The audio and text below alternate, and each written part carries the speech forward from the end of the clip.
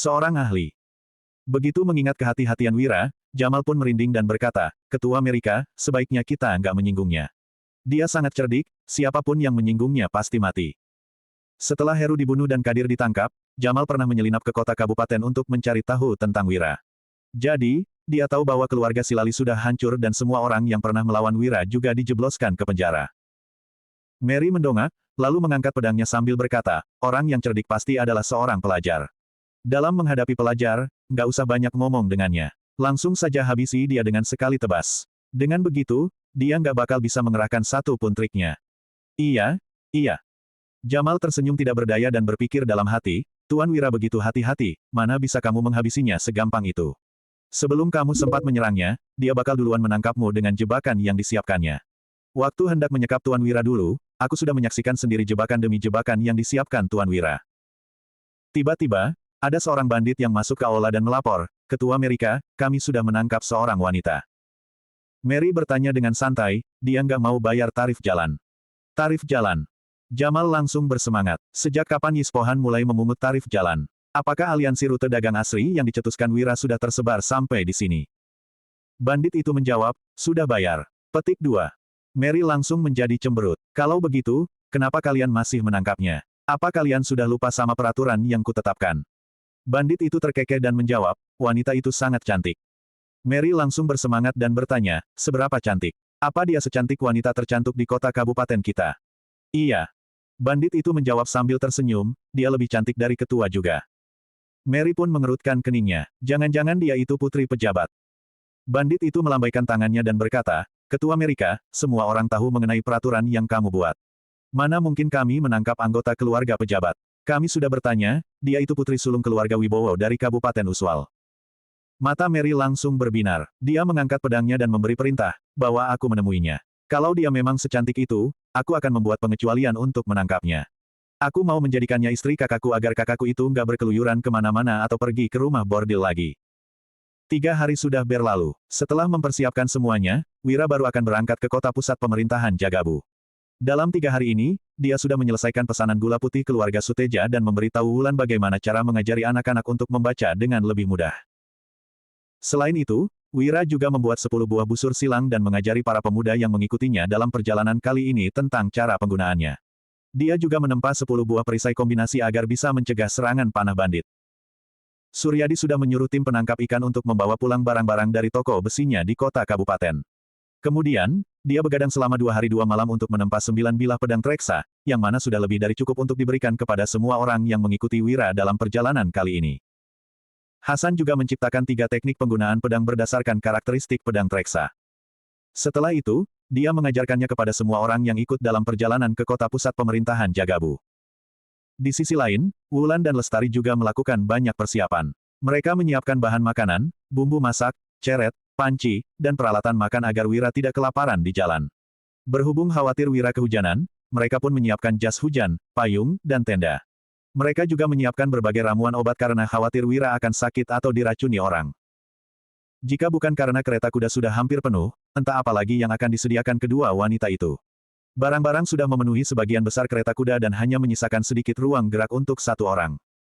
Di era ini, bepergian jauh adalah hal besar. Ada banyak orang yang bahkan tidak pernah pergi ke kota kabupaten. Setelah mengetahui Wira akan pergi ke kota pusat pemerintahan Jagabu, semua penduduk dusun berkumpul untuk mengantar kepergiannya.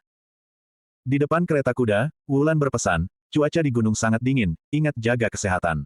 Pastikan untuk selalu makan makanan hangat. Cari penginapan yang lokasinya di kota, Berhubung harus berpisah selama sebulan dan mengingat kenikmatan yang dirasakannya selama 3 hari terakhir, Wira langsung memeluk Wulan dan mengecup bibirnya tanpa peduli ada banyak orang yang berada di sekitar mereka.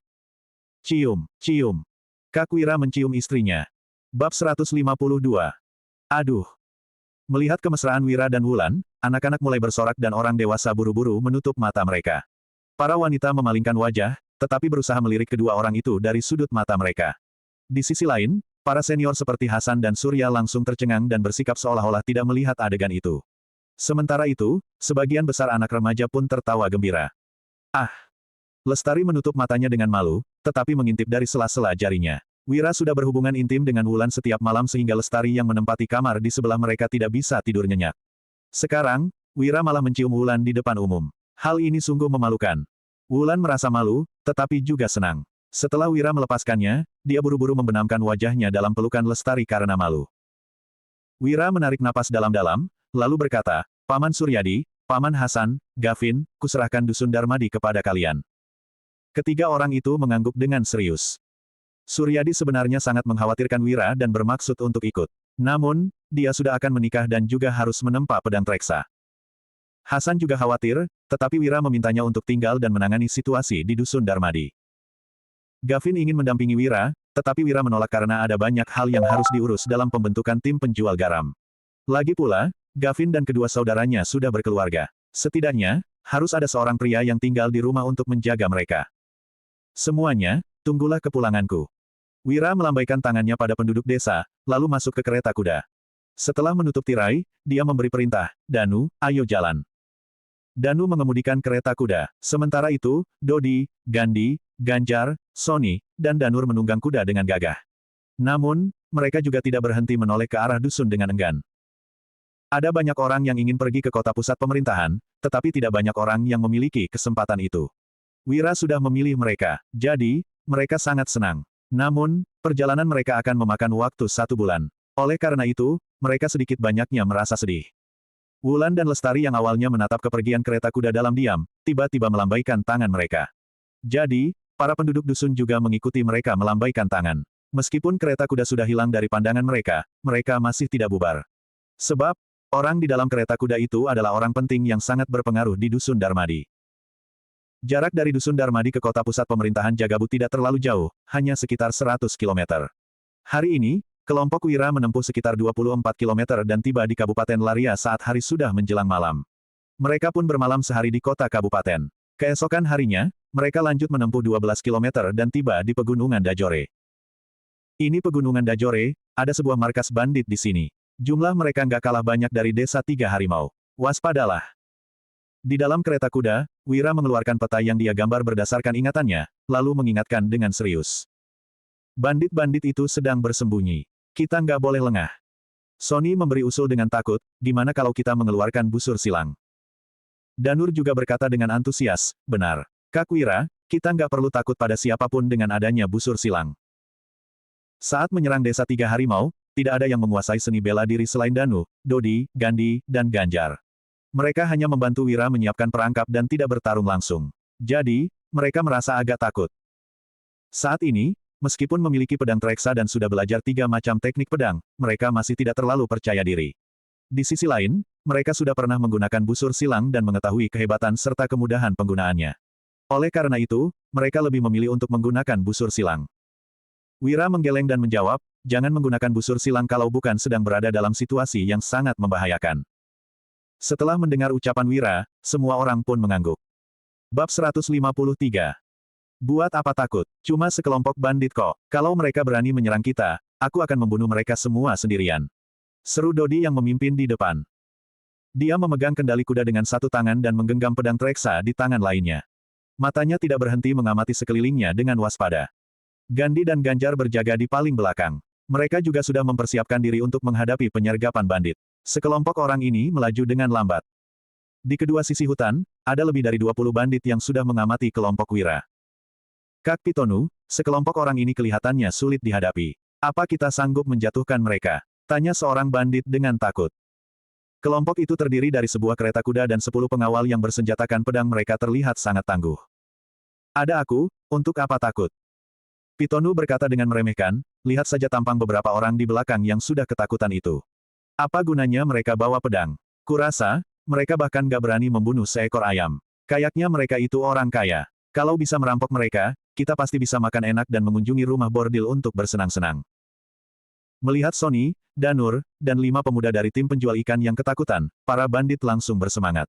Begitu orang ketakutan, mereka akan langsung lemas. Bagaimana mungkin mereka masih bisa bertarung? Semuanya, ayo bertindak. Pitonu mengangkat sebuah tombak, lalu memimpin pasukannya menyerbu ke arah kereta kuda sambil berteriak. Aku Pitonu dari Pegunungan Dajore, kalau mau hidup, cepat menyerah dan serahkan kereta kuda, pedang, dan seluruh harta kalian. Kalau enggak, tamatlah riwayat kalian. Serahkan semua harta kalian. Kalau enggak, tamatlah riwayat kalian. Ada total 28 bandit yang menyerbu turun dari kedua sisi jalan. Mereka semua terlihat sangat garang dan bersenjatakan parang, pedang, dan tombak. Ada jarak sekitar 100 meter dari lereng gunung hingga kaki gunung. Saat ini, para bandit sudah semakin mendekat. Bandit! Seru Sony, Danur, dan 5 orang dari tim penjual ikan dengan panik. Buat apa panik? Begitu melihat para bandit itu tidak memiliki panah, Wira memberi perintah, Dodi, Gandhi, Ganjar, bunuh para bandit yang bersenjatakan tombak itu. Baik. Dodi, Gandhi, dan Ganjar langsung turun dari kuda dan menyerang ke arah bandit dengan berani. Wira memberi perintah lagi, Sony, Danur, kalian bertujuh hadapi bandit yang bersenjata pedang dan parang. Gunakan teknik pedang yang diajarkan Paman Hasan. Ingat, tebas dengan sekuat tenaga, pedang kita sangat tajam. Ketujuh orang itu mengangguk sambil menggertakkan gigi, tetapi seluruh tubuh mereka malah gemetar hebat. Wira mengeluarkan 2 buah busur silang, lalu berkata, Danu, awasi mereka bertujuh. Langsung bantu siapapun yang berada dalam bahaya. Danu menerima kedua busur silang itu. Dia mengerti maksud Wira, nyali seseorang tidak akan terlatih tanpa pengalaman nyata. Tidak lama kemudian, ketujuh orang itu sudah tidak terlalu gemetar. Mereka menghunuskan pedang Treksa dan menggenggamnya dengan kedua tangan, lalu menghadapi para bandit di kaki gunung. Pitonu memberi isyarat kepada para bandit untuk membentuk 2 kelompok. Satu kelompok bersenjatakan tombak, satu kelompok lagi bersenjatakan pedang dan parang. Kelompok yang bersenjatakan tombak menyerang ke arah Dodi, Gandhi, dan Ganjar. Di sisi lain, kelompok yang bersenjatakan pedang dan parang menyerang ke arah ketujuh orang yang tidak menguasai seni bela diri. Kelompok Dodi terlihat jelas menguasai keterampilan bela diri. Jadi, bandit bertombak langsung mengepung mereka. Sementara itu, orang yang berdiri di dekat kereta kuda terlihat ketakutan. Mereka jelas tidak menguasai keterampilan bela diri. Para bandit yang sudah pernah membunuh orang pasti bisa menghadapi mereka dengan mudah. Sony, Danur, dan kelima orang lainnya sudah ketakutan hingga gemetar dan tidak berani bergerak. Wira pun berteriak. Tebasan diagonal. Hasan sudah menciptakan 3 teknik pedang untuk membantu 10 orang ini, yaitu tebasan diagonal, tebasan horizontal, dan tusukan lurus. Gerakan ketiga teknik ini memang sangat sederhana dan praktis, tetapi juga mematikan. Benar, tebasan diagonal. Ketujuh orang itu langsung tersadar, lalu menyerang para bandit yang mendekat dengan tebasan diagonal. Dasar pengecut. Belasan bandit itu sangat meremehkan kelompok Sony. 7 orang di depan melambaikan pedang mereka untuk memblokir serangan kelompok Sony, lalu bersiap-siap untuk menyerang balik. Namun, malah terjadi situasi yang sangat mengejutkan. Bab 154. Krek, krek. Pedang para bandit langsung patah, lalu pedang Treksa menebas dada ketujuh bandit itu. Darah segar menyembur dari dada mereka dan tubuh mereka pun jatuh ke lantai. Sony, Danur, dan kelima orang lainnya juga terkejut. Mereka tidak menyangka para bandit yang terlihat garang itu begitu mudah dibunuh. Namun, setelah melihat pedang Treksa di tangan mereka, mereka baru tersadar bahwa itu karena pedang yang diciptakan Wira sangat bagus. Mereka punya pedang ajaib. 5 bandit yang tersisa tidak menyangka sebilah pedang bisa mematahkan pedang lainnya. Mereka langsung ketakutan dan berbalik untuk melarikan diri. Wuho, ayo serang. Danur langsung bersemangat dan mengejar para bandit yang kabur itu. Kemudian, dia menebas ke arah seorang bandit lagi. Kelima orang dari tim penjual ikan juga berseru dan menyerbu bandit lainnya. Serang. Sony adalah orang terakhir yang tersadar dari keterkejutannya. Dia menahan rasa mual karena melihat darah, lalu mengikut orang lainnya untuk menyerang para bandit yang tersisa. Ketujuh orang yang masih ketakutan bagaikan domba tadi seolah-olah sudah berubah menjadi singa yang gagah berani. Dasar bandit nggak tahu diri. Beraninya kalian merampok orang dari Dusun Darmadi. Sudah bosan hidup ya, maki Danur. Semakin cepat para bandit kabur, semakin berani juga dia mengejar mereka. Orang-orang dari Dusun Darmadi sudah pernah menjatuhkan kepala desa, mengalahkan preman penindas nelayan, menundukkan petugas patroli dan kepala petugas patroli, menghancurkan markas bandit, serta menjatuhkan keluarga kaya. Bahkan pemimpin kabupaten juga bersikap sangat sopan saat mengunjungi dusun mereka. Dari mana datangnya keberanian sekelompok bandit ini untuk merampok mereka? Berhubung tidak bisa melarikan diri, bandit itu tiba-tiba berbalik dan menebaskan pedangnya ke arah Danur. Pedangnya kebetulan menghantam pedang Treksa milik Danur. Klontang. Pedang bandit itu pun patah. Namun, Danur yang tiba-tiba diserang juga tersandung sehingga pedangnya jatuh ke lantai. Melihat situasi ini, mata bandit itu langsung berbinar dan dia hendak mengambil pedang Treksa milik Danur itu. Shoot! Dari kejauhan, Danu menembakkan busur silang yang anak panahnya langsung menembus tenggorokan bandit itu. Bandit itu jatuh menimpa Danur dan melumuri seluruh wajah Danur dengan darah. Ah! Danur buru-buru mendorong mayat itu dan menebaskan pedangnya ke arah mayat bandit seperti orang gila.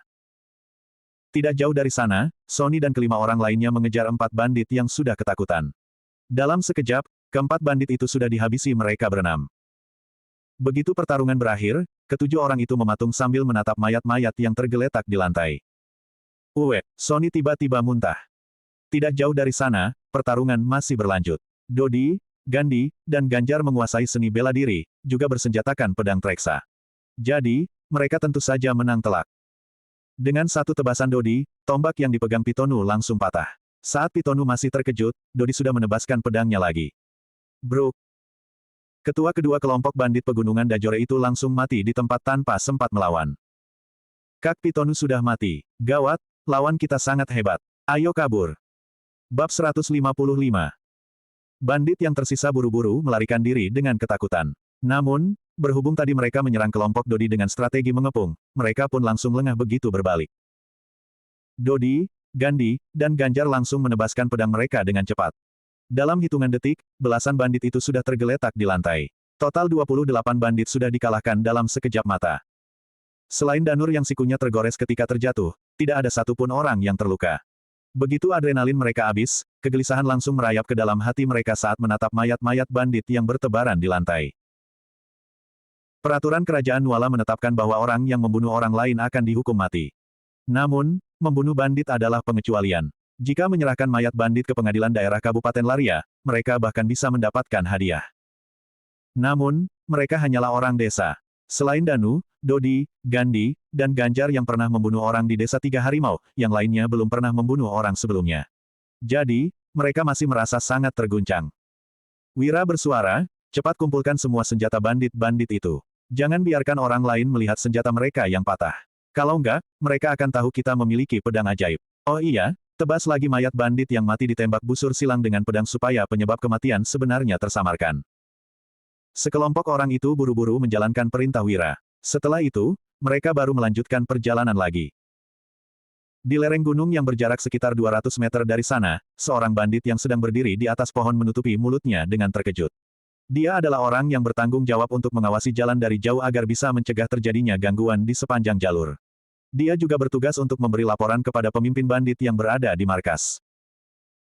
Setelah kereta kuda Wira pergi, dia buru-buru turun ke kaki gunung untuk memeriksa situasinya. Begitu melihat semua orang sudah mati, dia pun kembali ke markas dan melapor. Kak Pitono, gawat, Kak Pitonu dan teman-teman lainnya sudah tewas. 2 jam kemudian, 50-60 bandit menyerbu ke kaki gunung dan memandang situasinya dengan ekspresi tidak percaya. Sebagai bandit, mereka sudah sering membunuh orang. Namun, mereka belum pernah mengalami situasi seperti ini.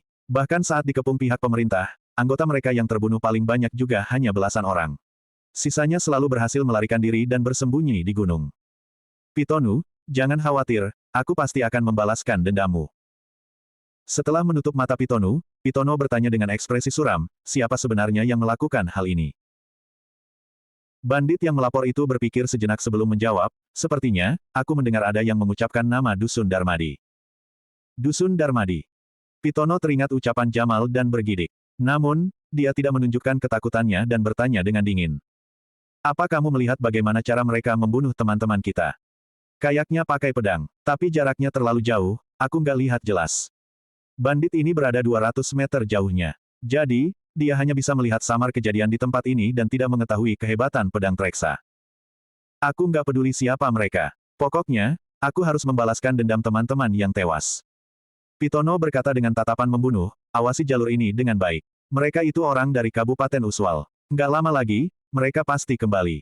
Kalau bertemu mereka lagi, aku sendiri yang akan memimpin pasukan untuk menghabisi mereka. Titik. Kelompok Wira melaju ke arah barat dalam diam. Danu, Dodi, Gandhi, dan Ganjar merasa biasa-biasa saja. Namun, Sonny, Danur, dan kelima orang lainnya masih merasa gelisah karena ini adalah pertama kalinya mereka membunuh orang. Saat melihat mereka yang kehilangan semangat, Wira membuka tirai kereta kuda dan bertanya dengan lantang, Padi, kalau kita nggak membunuh para bandit itu, apa yang akan mereka lakukan? Padi adalah nama panggilan Padian Darmadi. Dia diberi nama itu karena ibunya melahirkannya saat bercocok tanam di ladang padi. Padian adalah orang yang jujur dan gigih. Padian merenung sejenak, lalu menjawab, mereka pasti akan membunuh kita, lalu merampas barang-barang kita dan merayakannya setelah bersembunyi kembali di pegunungan. Wira mengangguk, lalu bertanya lagi, kalau begitu, apa yang akan terjadi pada orang tuamu apabila kita dibunuh mereka? Padian langsung menangis dan menjawab, kalau aku mati, orang tuaku pasti sangat sedih. Kalau Kak Wira mati, dusun kita akan kembali menjadi seperti dulu. Semua orang harus hidup miskin lagi. Para pemuda dari tim penjual ikan juga mengangguk. Orang di dusun mereka memang sudah menguasai keterampilan menangkap ikan, membuat sabun, dan memproduksi gula pasir. Namun, apabila terjadi sesuatu pada Wira, semua keterampilan ini pasti akan dirampas oleh keluarga kaya dari kota. Dengan begitu, kehidupan mereka pasti akan kembali menjadi seperti dulu. Wira bertanya lagi, jadi, apa kita salah dengan membunuh mereka? Tindakan kita itu termasuk baik atau buruk? Nggak salah. Padian langsung bersemangat dan menjawab, tentu saja itu adalah tindakan baik. Dengan membunuh para bandit itu, mereka nggak bisa merampok kita atau orang lainnya lagi. Kita seharusnya mendapat pahala karena sudah berbuat baik. Wira menghela napas, lalu bertanya, kalau begitu, kenapa kalian masih cemberut? Bab 156. Semua orang pun tertawa, kegelisahan mereka sudah berkurang banyak. Hari ini, aku menyuruh kalian membunuh para bandit itu untuk melindungi diri dan juga untuk melatih nyali kalian. Wira berkata dengan tenang, setelah kalian punya nyali, ditambah dengan memiliki pedang treksa dan belajar seni bela diri, kalian sudah bisa melindungi diri saat keluar di kemudian hari. Semua orang pun mengangguk, mereka semua tahu bahwa semakin besar bisnis yang dikembangkan Wira, orang yang dibutuhkan untuk keluar dari dusun juga akan semakin banyak. Wira mengalihkan topik pembicaraan, tapi kalian harus ingat, dengan membawa senjata tajam, niat membunuh juga tanpa sadar akan timbul di dalam hati. Saat timbul niat membunuh, kalian harus bertanya pada diri sendiri apakah orang itu pantas mati. Setelah membunuhnya, apa di kalian akan dijebloskan ke penjara? Kalau orang itu nggak seharusnya dibunuh, kalian nggak boleh membunuhnya. Biarpun orang itu pantas mati, kalian juga nggak boleh membunuhnya apabila kalian sendiri akan dijebloskan ke penjara setelah membunuhnya. Dalam situasi seperti ini, kalian harus cari cara lain untuk menyelesaikan masalahnya, jelas Wira. Semua orang kurang memahami maksud Wira. Namun, Gandhi dan Ganjar mengerti. Mereka saling memandang, lalu menunduk secara serempak. Tiba-tiba, Sony berkata, Kak Wira, maaf aku sudah mempermalukanmu tadi. Hanya membunuh bandit saja bisa muntah. Hai, petik 2. Sony merupakan anggota inti yang sudah mengikuti Wira dari paling awal. Namun, dia juga merupakan orang yang paling tidak bernyali. Saat memikirkan performanya yang masih kalah dari Danur, dia merasa agak bersalah. Ada banyak orang yang begitu kok. Buat apa kamu merasa malu? Wira menghibur, setiap orang punya kelebihan dan kekurangan masing-masing. Dalam sebuah kelompok, dibutuhkan orang yang sifatnya berbeda-beda. Kelebihanmu bukan di nyali. Jadi, kamu nggak perlu membandingkan dirimu dengan orang lain dalam aspek ini. Sony bertanya dengan terkejut, memangnya apa kelebihanku? Wira menjawab sambil tersenyum, tebal muka. Hahaha. Semua orang pun tertawa. Sony langsung berkata dengan malu, Kak Wira, tebal muka itu bukan kelebihan. Jangan bercanda lagi. Wira menjelaskan, orang yang tebal muka bisa bergaul dengan orang yang dia kenal ataupun orang asing. Biarpun dikritik, dia juga nggak akan marah. Jadi, orang seperti ini sangat cocok untuk berbisnis. Kenapa itu bukan kelebihan? Coba suruh Dodi yang berbisnis. Begitu diprovokasi, dia sudah hendak menghajar orangnya. Memangnya orang sepertinya bisa berbisnis? Hahaha, semua orang tertawa lagi. Dodi berkata dengan bangga, aku mau pergi ke medan perang untuk membasmi musuh. Siapa bilang aku mau berbisnis? Sony yang tadinya masih bersedih pun bersemangat kembali setelah memikirkannya. Kak Wira. Danur yang wajahnya masih ada bekas darah buru-buru bertanya, apa kelebihanku? Aku cocok melakukan apa? Wira menjawab sambil tersenyum, kamu itu pemberani. Jadi, kamu cocok menjadi perintis dan melakukan hal-hal yang merabutuhkan perjuangan. Pemberani. Danur membusungkan dadanya, lalu berkata dengan bangga, pantas saja Kak Wira memberiku nama Bram yang artinya gagah berani. Satu persatu orang mendekati kereta kuda dan bertanya, Kak Wira, apa kelebihanku? Gelak tawa terus berlanjut di sepanjang jalan, saat langit sudah gelap, kelompok mereka tiba di sebuah desa. Wira berkata, yang di depan itu desa Tepon. Di sana ada sebuah penginapan. Pak Regan bilang tempat ini sangat aman. Jadi, simpan saja pedang kalian. Jangan menakuti penduduknya. Langit sudah gelap. Sekelompok orang berkuda yang membawa pedang pasti akan dianggap sebagai bandit. Jadi, semua orang pun menyelipkan pedang treksa ke dalam kereta kuda. Kemudian mereka perlahan-lahan masuk ke desa Tepon. Saat ini, ada dua jalur utama di dalam desa. Tempat ini adalah tempat bertemunya 4 kabupaten dan jauh lebih mewah daripada desa Pimola. Setiap selang beberapa rumah, ada sebuah toko dan restoran. Namun, sekarang sudah malam. Semua toko sudah tutup dan jalanan juga sepi. Kelompok Wira mengikuti peta hingga ke ujung jalan dan menemukan sebuah penginapan yang bernama Penginapan Sali. Ini adalah sebuah bangunan besar yang memiliki belasan kamar dan sederet kandang kuda. Di degan gerbang juga tergantung 2 lentera. Setiap kali Regan melakukan perjalanan ke pusat pemerintahan kota, dia akan menginap di Penginapan Sali. Dia juga mengatakan bahwa tempat ini sangat aman.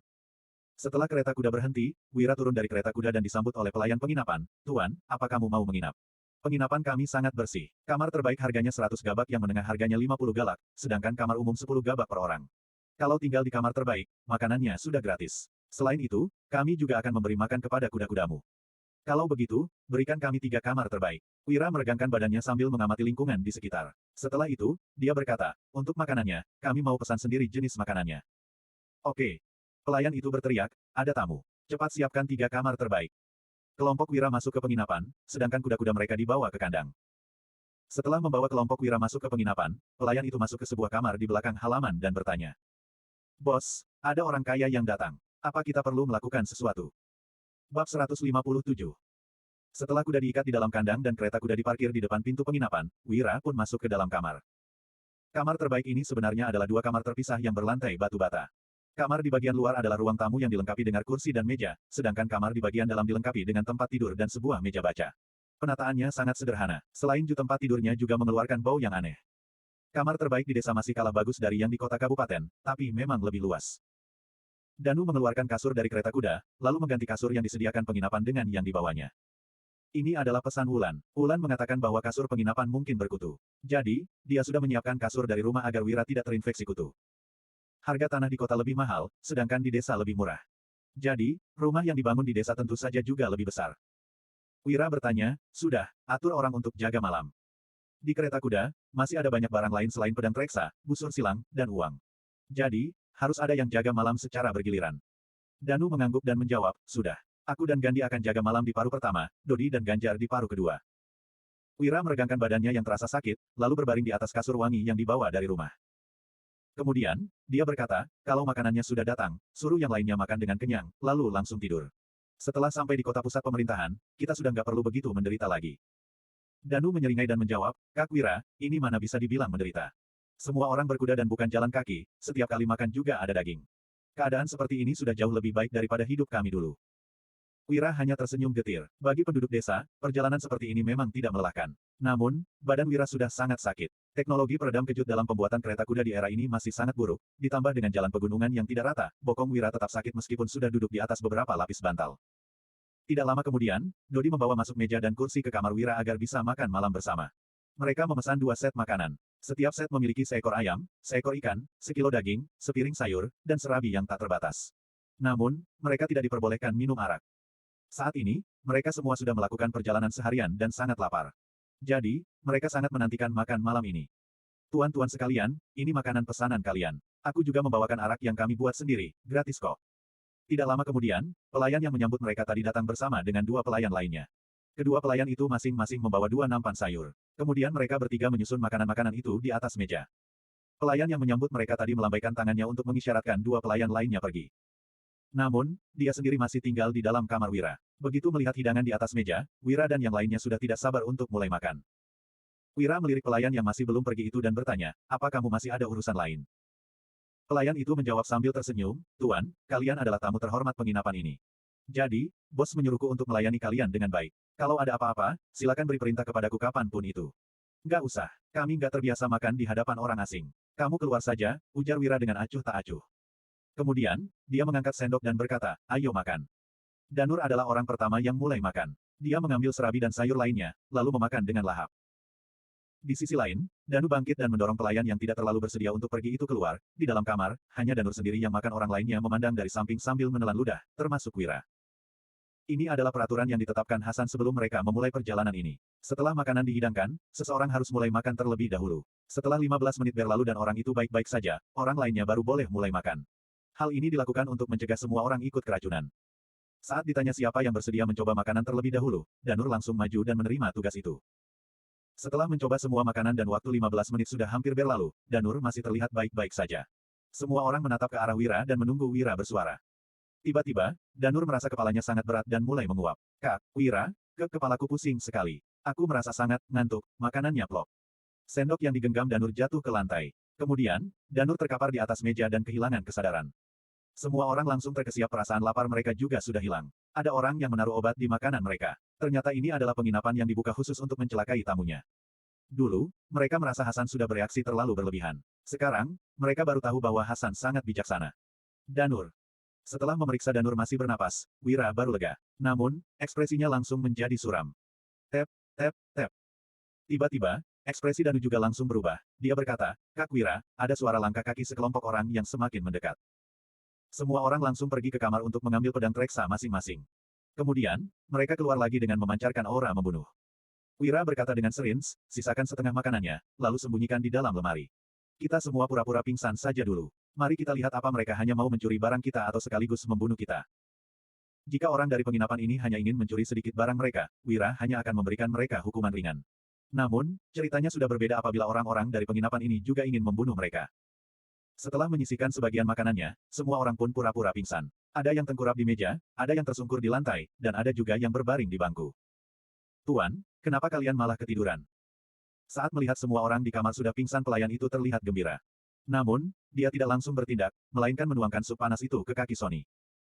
Sony menggertakkan giginya sambil menahan rasa sakit. Untungnya, kamar ini sangat gelap sehingga ekspresi kesakitannya tidak terlihat. Setelah lanjut menendang beberapa orang dan tidak ada yang bereaksi, pelayan itu baru berkata, "Bos, semuanya sudah pingsan. Kamu sudah boleh masuk." Bab 158. Kerja bagus. Terdengar suara seseorang. Kemudian, seorang pria gemuk berjalan masuk diikuti oleh 5 pria kekar. Pria gemuk ini bernama Nabil. Dia adalah pemilik penginapan Zali, juga merupakan tiran lokal desa Tepon. Pelayan itu bertanya, "Bos, apa yang harus kita lakukan sekarang?" Nabil mendengus, "Ikat mereka semua, lalu bawa ke pegunungan Dajore. Setelah itu, bunuh mereka semua di sana." Pelayan itu terkesiap, lalu berkata, "Bos, jumlah mereka ada 12 orang. Lagian, pemimpin mereka itu kelihatannya kayak putra dari keluarga kaya yang berkuasa." "Orang kaya apanya?" Nabil mencibir, "Kereta kuda mereka terbuat dari kayu berkualitas rendah, belasan pemuda ini juga terlihat kampungan.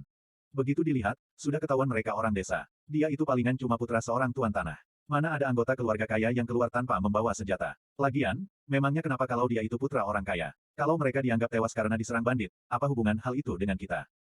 Kak Nabila emang cerdas. "Benar, mereka itu dibunuh oleh Pitono, dan Pitonu. Bukan kita. Pitono dan Pitonu benar-benar gampang dimanfaatkan. Mereka akan disalahkan lagi atas kejahatan kita ini." Sekelompok pelayan mengambil tali, lalu hendak mengikat Wira dan yang lain. Wira yang sedang tidur telentang kursi langsung berdiri dan berkata, "Berhubung kalian ingin merampok dan membunuh kami, nggak ada yang perlu dibicarakan lagi. Semuanya bangunlah." "Ah!"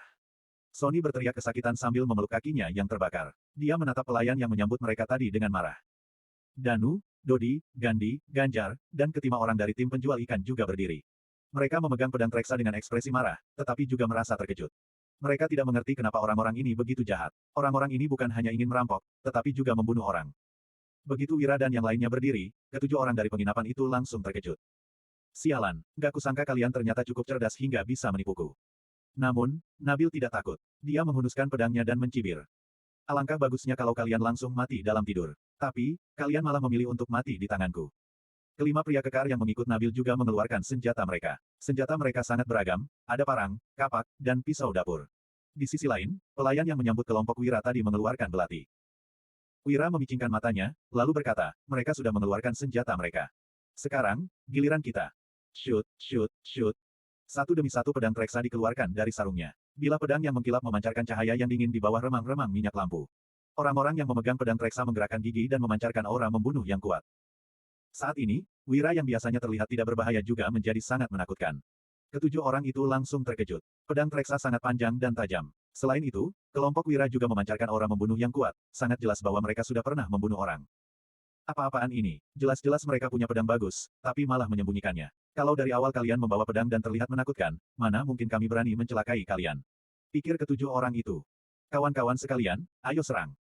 teriak Nabil. Namun, dia malah berbalik dan hendak kabur. Hanya saja, begitu berbalik, dia langsung tercengang. Ternyata keenam pelayan di belakangnya sudah melarikan diri terlebih dahulu. "Dasar bajingan gak setia kawan. Siapa yang sudah menghidupi kalian selama ini?" maki Nabil sambil berlari dengan tergesa-gesa. "Tangkap mereka." Wira tidak menyangka sekelompok orang itu akan langsung kabur begitu saja tanpa melawan. Dodi, Gandhi, dan Ganjar pun menyeru keluar. Tidak lama kemudian, keenam pelayan sudah tertangkap dan dibawa kembali ke kamar Wira. Dodi berkata sambil mengerutkan kening, "Kak Wira, bajingan satu lagi sudah kabur. Dia melempar bubuk kapur ke arahku dan hampir membutakanku. Saat ini, langit sudah gelap. Aku takut masuk perangkapnya. Jadi, aku gak lanjut mengejarnya." "Keputusanmu benar." Wira menepuk-nepuk bahu Dodi, lalu bertanya kepada pelayan yang menyambut mereka tadi, "Racun apa yang kalian taruh ke dalam makanan kami?" "Obat bius opium." Pelayan itu melirik ke arah Danur yang masih pingsan, lalu mulai melakukan tawar-menawar dengan Wira. "Tuan, aku punya obat penawarnya. Kalau kalian melepaskan kami, aku akan memberikannya kepadamu." Wira mencibir, "Simpan saja obat penawar itu untuk diri kalian sendiri. Berikan aku akar manis." Obat bius opium dapat dibilang cukup ajaib, tapi sebenarnya hanya terbuat dari dua bahan, yaitu bunga popi dan ephedra, atau aconitum dan dudaim. Namun, obat penawarnya sangat sederhana, yaitu akar manis. Ada banyak orang di dunia persilatan yang selalu membawa akar manis saat bepergian. Ini juga merupakan pesan Hasan. Danu mengeluarkan akar manis, lalu memasukkannya ke mulut Danur. Tidak lama kemudian, Danur pun tersadar. Sialan, beraninya kalian meracuni kami. Aku akan menghabisi kalian. Danur yang keracunan sangat murka. Dia menghunuskan pedangnya dan hendak langsung menghabisi pelayan itu. Bro. Pelayan itu langsung berlutut dan berkata, Tuan, aku punya ibu yang sudah berumur 80 tahun dan anak yang masih berumur 3 tahun. Aku harap kamu bisa bermurah hati dan mengampuniku. Wira menyindir, kamu masih belum berumur 20 tahun, sedangkan ibumu sudah berumur 80 tahun. Sehat sekali ibumu itu hingga bisa melahirkanmu di usia 60-an tahun. Begitu kebohongannya terbongkar, ekspresi pelayan itu langsung berubah. Kemudian, dia berkata lagi, Tuan, kamu pasti akan menyesal kalau membunuh kami. Dengarlah nasihatku, segera pergi dan anggap saja semua ini nggak pernah terjadi. Kalau enggak, nanti kalian pasti nggak bisa kabur lagi. Kamu berani mengancam kami lagi. Wira tersenyum sinis, lalu melambaikan tangannya dan berkata, Danur, kamu masih kecil dan tenagamu juga kurang kuat. Kamu nggak bakal bisa memenggal kepala seseorang dalam sekali tebas. Biarkan saja Danu yang melakukannya. Danur menyimpan kembali pedangnya dengan ekspresi sedih. Kemudian, Danu yang berekspresi dingin mendekatkan pedangnya ke leher pelayan itu. Leher pelayan itu pun langsung tergores dan berdarah. Ah! Pelayan itu langsung tersungkur di lantai dan berteriak dengan ketakutan. Jangan bunuh aku. Aku akan memberitahu kalian semuanya. Kakaknya Kak Nabil adalah seorang inspektur. Dia pasti sudah mencari kakaknya untuk menghadapi kalian. Kalau nggak pergi sekarang, kalian benar-benar nggak akan bisa kabur lagi. Bab 159. Wira mencibir, kalau begitu, kami akan tunggu kedatangannya. Keenam pelayan itu langsung bertanya dengan terkejut, kalian nggak takut sama inspektur? Petik 2. Kenapa kami harus takut sama inspektur? Dodi yang sudah tidak bisa menahan kekesalannya langsung menendang pelayan itu. Orang lainnya hanya melihat situasi ini dengan tatapan dingin. Setelah membasmi desa 3 harimau dan membunuh bandit di pegunungan Dajore, mereka tentu saja tidak akan takut pada seorang inspektur. Mereka hanya takut pada status inspektur yang merupakan seorang pejabat. Namun, mereka juga tidak khawatir apabila Wira memilih untuk tinggal. Sampai saat ini, Dusun Darmadi masih belum kalah dalam melawan gugatan di pengadilan daerah. Keenam pelayan itu pun tercengang. Apa sebenarnya latar belakang sekelompok orang ini? Kenapa mereka bahkan tidak takut terhadap seorang inspektur? Wira menunjuk ke arah pelayan yang menyambut mereka tadi, lalu berkata, bawa keluar orang lainnya selain dia. Setelah kelima pelayan lainnya dibawa keluar, pelayan yang tersisa itu langsung gemetar ketakutan. Wira berkata dengan ekspresi suram. Sudah berapa lama penginapan ini dibuka? Berapa banyak orang yang sudah kalian celakai? Kamu boleh membohongiku, tapi aku akan menginterogasi orang lainnya lagi. Kalau kamu ketahuan berbohong, aku akan langsung memenggal kepalamu. Danu menodong leher pelayan itu dengan pedang treksa lagi sehingga lehernya tergores dan berdarah. Oke, aku akan menjawabnya. Kaki pelayan itu sudah gemetar hebat, lalu bau pesing yang menyengat menyerbat ke sekeliling. Pelayan itu menjawab, penginapan ini sudah berdiri selama 10 tahun. Awalnya, tempat ini adalah milik sepasang suami istri dari desa ini. 3 tahun yang lalu, Nadim menjebak sepasang suami istri itu dan menyita tempat ini, lalu menyerahkannya kepada Kak Nabil. Biasanya, para pria akan dibunuh sedangkan para wanita dijual ke rumah bordir. Dalam setahun, kurang lebih ada 10 korban. Kretek. Semua orang di dalam kamar ini menggertakkan gigi dan mengepalkan tangan dengan kuat. Mereka sangat ingin langsung membunuh sekelompok orang keji ini. Wira memberi perintah dengan ekspresi kelam. Seret dia keluar, dan bawa masuk satu orang. Wira menanyakan pertanyaan yang sama, lalu pelayan itu juga memberikan jawaban yang kurang lebih sama dengan pelayan sebelumnya. Semua orang sudah murka. Kak Wira, mereka nggak boleh dibiarkan begitu saja. Kalau nggak, mereka pasti akan mencelakai orang lain lagi. Dodi berkata dengan marah, aku pasti akan menemukan Nabil dan menghabisinya. Danu yang biasanya bersikap sangat tenang juga bersuara, Kak Wira, tangkap saja mereka, lalu serahkan mereka pada pengadilan daerah Kabupaten Laria. Orang-orang seperti mereka, nggak boleh dibiarkan begitu saja. Gandhi dan Ganjar juga mengangguk. Dulu, mereka adalah pencuri. Namun, mereka hanya mencuri sedikit barang untuk menafkahi keluarga mereka. Di sisi lain, sekelompok orang ini bukan hanya mengincar harta orang lain, tetapi juga membunuh orang dan menyiksa wanita. Perbuatan mereka benar-benar tidak bisa dimaafkan. Kak Wira, meskipun harus terlambat sampai ke kota pusat pemerintahan, kita juga nggak boleh melepaskan sekelompok sampah masyarakat. Danur, Sony, dan pemuda-pemuda lainnya juga bersuara. Sekelompok orang dari penginapan ini bahkan lebih jahat daripada pejabat-pejabat kecil, seperti kepala desa yang suka menindas penduduknya. Mereka sudah melakukan banyak hal tercela dan pantas mati. Ekspresi Wira menjadi suram. Dengan bantuan pasukannya saat ini, dia memang bisa membunuh Nabil dan Nadim dengan mudah. Namun, menyelesaikan masalah setelah membunuh mereka tidaklah mudah. Sebab, kedua orang ini bukan bandit. Nadim bahkan merupakan seorang inspektur. Pemerintah daerah pasti akan mempertanyakan masalah ini. Melihat tatapan penuh harap semua orang, Wira merenung sejenak sebelum berkata. Bawa masuk pelayan tadi. Tuan, semua yang kukatakan itu benar. Aku mohon jangan bunuh aku. Begitu masuk, pelayan itu langsung bersujud. Wira bertanya dengan aruh tak acuh, apa desa kalian ada sarjana provinsi atau sarjana kabupaten? Ada. Pelayan itu menjawab dengan ketakutan, Pak Leri sudah menjadi sarjana provinsi dari 10 yang tahun yang lalu.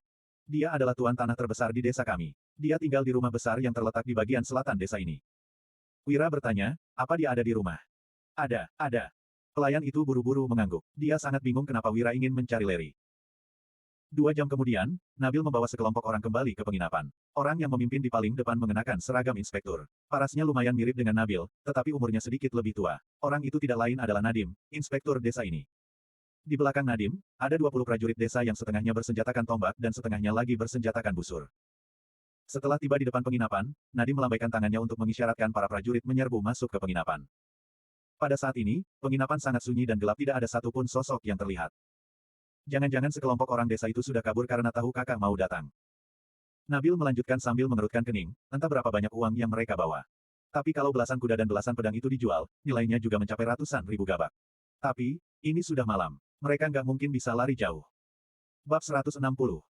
Nadim berkata dengan ekspresi serakah, kalau mereka memang sudah kabur dari penginapan, kita kejar saja. Setelah mereka tertangkap, kita harus habisi mereka semua agar rahasia kita nggak terbongkar. Awalnya, Nadim sebenarnya sangat menentang Nabil yang ingin membuka penginapan dengan tujuan jahat seperti ini. Namun, dia akhirnya mendukung Nabil setelah melakukannya beberapa kali dan berhasil mendapatkan uang yang banyak. Dia bahkan langsung menangkap beberapa pedagang yang sulit dihadapi dengan mengandalkan statusnya di pengadilan daerah. Setelah itu, dia baru menyerahkan mereka untuk diurus Nabil. Selama 3 tahun ini, kedua bersaudara ini bekerja sama dengan baik, sehingga kekayaan mereka sudah bertambah banyak. Namun, Nadir tahu jelas bahwa ini adalah hal yang sangat berisik. Setiap kali beraksi, mereka akan menyelesaikannya dengan sangat hati-hati. Tepat pada saat mereka berbicara, lampu di kamar terbaik tiba-tiba menyala dan pintunya juga terbuka. Kemudian, terdengar suara Wira yang dingin. Nabil, berani sekali kamu kembali. Bukannya kamu lebih bernyali lagi. Tak kusangka kamu masih belum kabur. Nabil menunjuk ke belakangnya dan melanjutkan, dia adalah kakakku. Bawahannya sangat banyak, juga bersenjatakan tombak dan busur, kalian gak mungkin bisa melawan. Kalau masih ingin hidup, cepat serahkan harta kalian. Diam. Nadim menyela ucapan Nabil, lalu berkata, dengan penuh keadilan, ada orang yang melapor, kalau kalian bersenjatakan pedang dan terlihat berbahaya. Aku curiga kalian adalah bandit dari pegunungan Dajore. Segera serahkan pedang kalian lalu ikut aku pergi ke pengadilan daerah. Nabil langsung mengacungkan jempolnya ke arah kakaknya. Dengan mengatakan bahwa kelompok Wira adalah bandit dari pegunungan Dajore dan menghabisi mereka, Nabil dan Nadim akan mendapatkan hadiah setelah membawa mayat mereka ke pengadilan daerah. Pantas saja Nadim bisa menjadi pejabat. Cara yang digunakannya untuk mendapatkan uang jauh lebih hebat daripada Nabil yang membuka penginapan ini. Tatapan Wira langsung menjadi dingin, dia berkata, para pelayan sudah bilang kamu itu inspektur desa ini. Kamu bukan hanya membela orang yang membuka penginapan ini, tapi juga membantu mereka melakukan perampokan dan pembunuhan. Awalnya aku masih kurang yakin, sekarang aku sudah percaya. Gak ada gunanya kamu percaya atau enggak. Nadim mencibir, aku curiga kamu itu Pitono atau Pitonu yang turun dari gunung. Sekarang, aku mau membawamu ke pengadilan daerah. Kalau kamu berani menolak, itu artinya kamu takut. Kamu kira bisa kabur dengan mengandalkan jumlah orang yang banyak. Nanti, aku akan melapor ke pengadilan daerah agar mereka mengeluarkan surat penangkapan. Lalu, kamu akan diburu di seluruh kerajaan Nuala. Kalau sekarang kamu berani melawan, aku akan langsung membunuhmu. Pengawal, tangkap dia, perintah Nadim. 10 prajurit sudah bersiap untuk memanah sedangkan 10 prajurit bertombak berjalan di belakang mereka. Para prajurit desa ini perlahan-lahan mendekati kamar Wira. Nabil merasa sangat bersemangat begitu kakaknya bertindak, Wira sudah tidak memiliki peluang untuk melarikan diri. Saat ini, Wira hanya bisa menyerah. Jika tidak, itu artinya dia melawan perintah pihak pemerintah. Punya status sebagai pejabat benar-benar bergaya. Mau menghabisi penduduk dari luar kabupaten benar-benar gampang. Pikir Nabil. Wira berpaling ke dalam kamar, lalu berkata, sudah dengar. Dia bukan hanya mau membunuhku, juga menuduhku sebagai bandit. Aku sudah dengar, tak kusangka ternyata ada orang sejahat ini di desa Tepon. Terdengar suara seseorang dari dalam kamar, ekspresi Nadim langsung berubah. Dia bertanya, siapa yang ada di dalam? Nabil menjawab dengan bingung, kenapa suara itu sepertinya nggak asing. Nabil, bernyali sekali kalian. Ternyata selama ini kalian sudah merampok dan membunuh orang. Sekarang, kalian bahkan berani menargeti Tuan Wira. Kalian semua cepat singkirkan senjata kalian. Kalau kalian berani melukai Tuan Wira, pemimpin kabupaten akan memenggal semua keluarga kalian. Perintah seorang pria parubaya sambil berjalan keluar dari kamar. Dia menatap sekelompok orang itu dengan sangat marah. Pak Leri. Seluruh prajurit desa itu langsung terkejut, dan buru-buru membuang senjata mereka ke lantai. Leri adalah satu-satunya sarjana provinsi di desa Tepon. Dia juga merupakan tuan tanah terbesar dan sosok yang memiliki pengaruh yang setara dengan pemimpin kabupaten. Bahkan orang berstatus setinggi dia juga bersikap begitu hormat terhadap Wira. Siapa Wira sebenarnya? Saat mendengar panggilan Leri terhadap Wira, Nadim langsung berkeringat dingin. Dia berkata, Pak Leri, mari kita bicara dulu. Larry berjalan keluar dari kamar, lalu berkata dengan dingin, apa kalian masih punya kata-kata terakhir? Cepat katakan, lalu menyerahlah. Jangan melawan lagi. Kalau enggak, kalian hanya akan melibatkan keluarga kalian. Setelah makan malam, Larry baru saja hendak tidur bersama gundiknya. Namun, dia tiba-tiba menerima undangan dari juri kompetisi puisi naga. Jadi, dia buru-buru datang ke penginapan ini. Saat bertemu dengan Wira, dia sangat terkejut karena tidak menyangka Wira masih begitu muda. Begitu Larry bertanya kenapa Wira mencarinya. Wira tidak mengatakan apapun dan menyuruhnya untuk menyaksikan sendiri. Alhasil, apa yang disaksikannya adalah situasi seperti ini. Sebelumnya, Larry sudah pernah mendengar mengenai kelakuan Nabil dan Nadim. Namun, mereka sama sekali tidak berhubungan. Jadi, Larry pun tidak memedulikan mereka. Nabil menyeka keringat dingin di wajahnya, lalu berkata, Pak Larry, jangan menakut-nakuti kami. Siapa dia sebenarnya? Kalau memang diperlukan kami akan minta maaf. Minta maaf. Larry tersenyum dingin dan menjawab, kamu kira dia itu cuma orang kaya biasa. Kalian kira begitu aksi kalian gagal, masalahnya bisa diselesaikan hanya dengan meminta maaf. Ada sebagian orang yang gak mampu kalian singgung. Kalau sudah menyinggung orang-orang sepertinya, kalian harus membayarnya dengan nyawa. Nadim berkata sambil menggertakkan gigi, Pak Larry, siapa dia sebenarnya? Kalaupun harus mati, aku juga harus tahu jelas dulu. Larry menggeleng dan menjawab, aku gak tahu dia itu siapa. Nabil langsung memelototi Larry dan bertanya dengan marah, kalau begitu, kenapa kami harus mati? Apa kamu lagi mempermainkan kami?